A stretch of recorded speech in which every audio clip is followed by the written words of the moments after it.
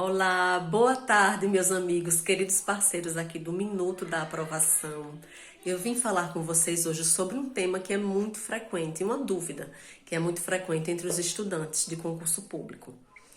Nós concurseiros, né? Qual seria a melhor forma de estudar, de nos preparar para um concurso público? Será que seria lendo uma apostila, lendo um PDF no computador, no celular? Seria lendo um livro de capa a capa, assistindo videoaula? E eu queria saber o que é que você pensa a esse respeito. E agora eu vou falar algumas coisinhas para vocês, para desmistificar um pouquinho essa dificuldade que nós sentimos ao começar o estudo ou a retomar. Então, se você se interessa pelo assunto de estudo para concurso público, como uma forma de otimizar o seu concurso público, fica aqui comigo até o final, por favor. Eu espero que vocês gostem do conteúdo, possam dar o seu like e também ativar o sininho, porque nem sempre os vídeos são transmitidos apenas com a inscrição aqui no canal. Então, se inscrevam, deem o seu like e apertem o sininho da sinalização, tá bom? Voltando ao assunto. Eu vou explicar para vocês rapidinho sobre os métodos que eu acho mais eficazes para estudar. Para mim, o que é mais eficaz é a leitura de um PDF resumido e o estudo da legislação seca associada à resolução de questões. É claro que dependendo do nível de dificuldade do concurso, você vai ter que aprofundar no estudo dos informativos, da jurisprudência em si, súmulas. Mas se você for fazer um concurso de nível médio, você não vai precisar se aprofundar no estudo de súmulas e jurisprudência. Se você for estudar para o exame da ordem também, você vai precisar estudar as súmulas e os informativos, em especial as súmulas do STJ e as súmulas vinculantes. Mas se você não estiver se preparando para um concurso para a carreira de delegado, procurador de município, procurador de estado, defensor, promotor, juiz, você não vai precisar se preocupar com essa minúcia da legislação. Aliás, desculpa, da jurisprudência, de súmulas e informativos. No máximo, você vai se preocupar um pouquinho com as súmulas para o estudo, para a prova de técnico judiciário ou do Ministério Público, seja a nível federal ou estadual, tá? Então, feita esse pequeno comentário, eu queria explicar para vocês que cada um tem o seu jeito de estudar. Você precisa avaliar qual é a forma que melhor faz você compreender o assunto e memorizar, né? Porque a gente tem que fixar na nossa memória a curto e a longo prazo. E a sedimentação do conhecimento, sem a menor dúvida, ela acontece com a leitura repetida de uma forma ativa e com a resolução de questões. Então, o que é que eu indico?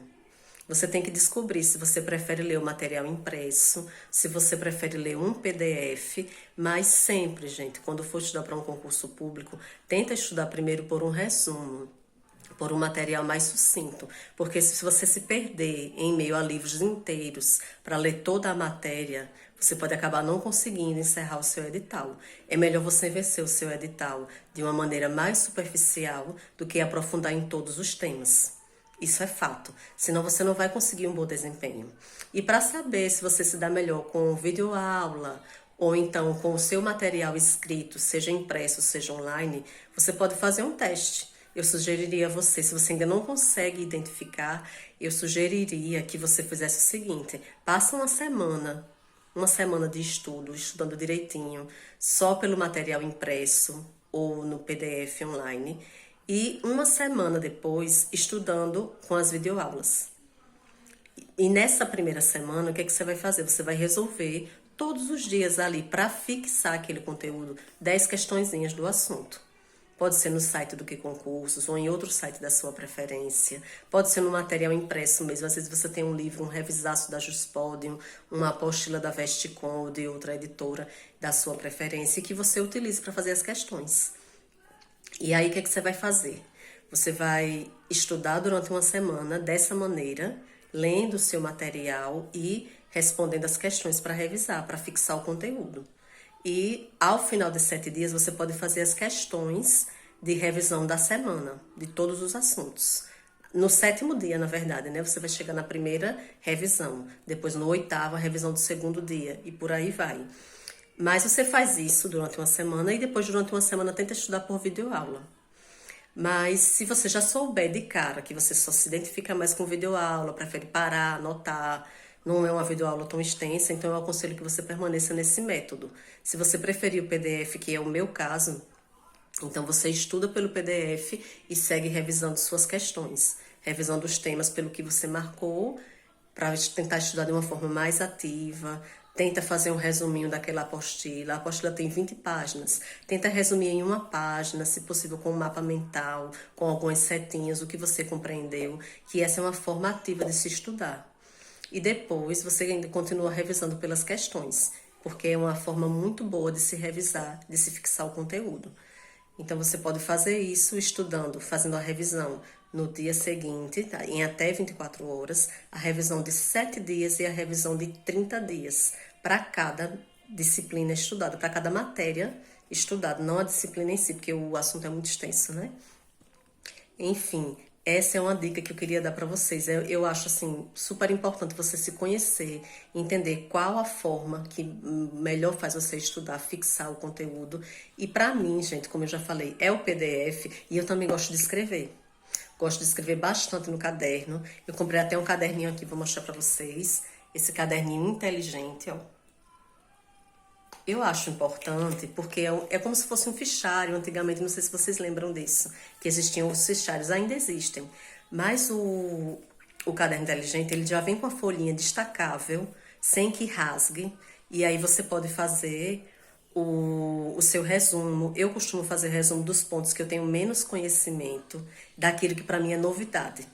E o que eu sei que sempre cai, acabo dando uma notadinha assim no caderno, que é para poder revisar esse caderno nos 15 dias anteriores à prova.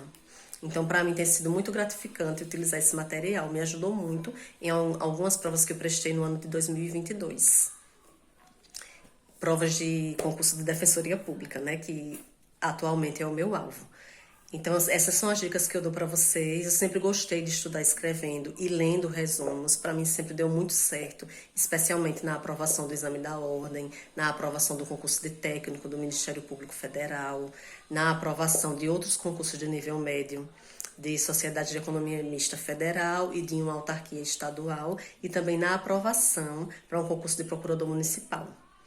Então, tudo isso me ajudou bastante. Eu espero que vocês tenham gostado, que vocês se interessem por essa forma ativa de estudar, que vocês tentem encontrar o melhor para vocês. Sigam esse conselho, passem uma semana fazendo o teste, caso vocês ainda não saibam identificar qual a melhor forma de estudar. E aí siga em frente, porque é muito importante você saber a forma como você se identifica, a forma que mais vai extrair resultados. Na resolução de questões vocês vão poder ver, vocês podem comparar como vocês se saíram resolvendo questões após estudar um assunto, lendo os PDFs, e como vocês se saíram assistir às videoaulas, por exemplo. Aí já dá para ver qual é a melhor forma de estudar. Tá bom? Um grande beijo, eu fico por aqui. Peço novamente que se vocês tiverem gostado, vocês deem um like aqui, que se inscrevam no canal e, se possível, também ativem o sininho para que novos episódios do Minuto da Aprovação sejam trazidos aqui para você. Se puderem, compartilhem também, gente, para que possa alcançar mais pessoas. Eu agradeço muito a confiança de vocês, um grande beijo e até o nosso próximo episódio.